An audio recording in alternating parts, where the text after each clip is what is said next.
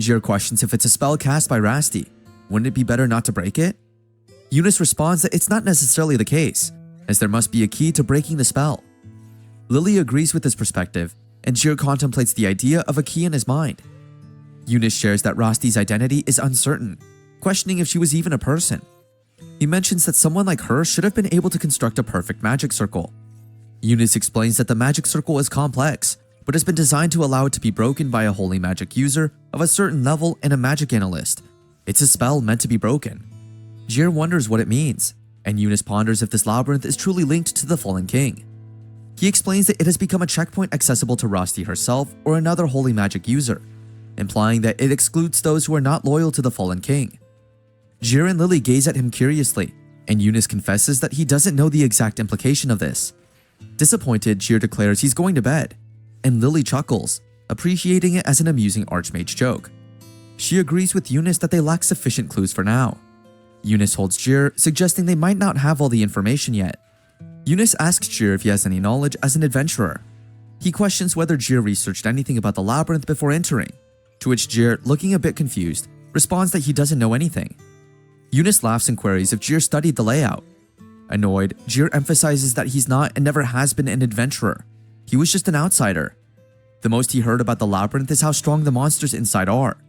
Eunice remarks that it seems Jir hasn't even registered as an adventurer yet. This revelation infuriates Jir, thinking about how much of a trickster Godok is. Eunice adds that he entered such a restricted area. Jir will likely be detained and fined the moment he leaves. Jir sits there in distress, and Lily, smiling, comments on how sorry she feels for Jir the more she learns about him. Eunice, contemplating the situation, agrees, and Jir frustratedly remarks that they've talked so much about this. Lily suggests that it seems Godok was overly prepared for this, and had planned something for Jir from the beginning. Eunice contemplates this, and Lily asks Jir if he has any ideas. Angrily, Jir responds that he doesn't know anything that would make Godok lie to him. Eunice straightforwardly states that he has a hard time believing Jir is an unfortunate idiot. Jir retorts angrily, suggesting that it would be better if Eunice didn't think that way. Eunice expresses his thoughts, saying that one could argue Lily and he were thrown in here on purpose, but Jir, being the greatest swordsman of an era, is too significant to be involved in this matter by accident. Jir, with a frustrated face, mentions that he is not that strong, as he has never beaten his master. Eunice compliments Jir, acknowledging him as the strongest for defeating the apocryphal beast single-handedly, even without fighting at full strength due to not wearing his glasses. Jir feels embarrassed and tells Eunice not to mention that. In his thoughts, Jir reflects on this and starts feeling proud of his strength. Suddenly, Lily hits his finger, warning him that pride is the enemy. Jir experiences pain, shouts, and questions if ganging up on him is the latest trend. Eunice suggests stopping the teasing for now and proposes that the three of them go through the door. Jir and Lily express shock as Eunice proposes going back through the door. Jir, in his thoughts, considers it lame to backtrack after coming so far to conquer the labyrinth. Despite his initial resistance, Jir agrees with a smile, but Lily doesn't seem satisfied. She questions the delay and worries about their safety. Eunice reassures her, mentioning that he informed Arlene in advance about the possibility of a delayed return. Eunice suggests that instead of going to the surface, it might be faster to reach the deepest floor and then use mana from there for teleportation. Jir wonders if teleporting to the entrance is possible, and Eunice confirms it. Lily agrees, raising her hand, and Eunice, with a smirk, remarks on the suspicious nature of the labyrinth. Eunice reveals that three saints asked him to investigate the labyrinth's interior when he had spare time. He emphasizes the uncertainty of the effort and time needed to reach this depth again, suggesting that their current collective strength is a unique opportunity. Jir proposes making a deal with themselves, expressing that he and Lily have come this far on their own. Lily agrees, and Eunice, with a big smile, declares his intention to join them, making them an invincible trio. Eunice mentions ominous predictions by the Magic Federation and the discovery of apocryphal beasts and magic, adding that something significant seems imminent. He looks towards the roof and asks Jir and Lily for their assistance in facing whatever challenges lie ahead. Lily happily takes Eunice's hands and expresses her gratitude for his timely arrival, looking forward to working together. Jir, also smiling, thanks him, acknowledging that Eunice saved him from wandering aimlessly with Lily.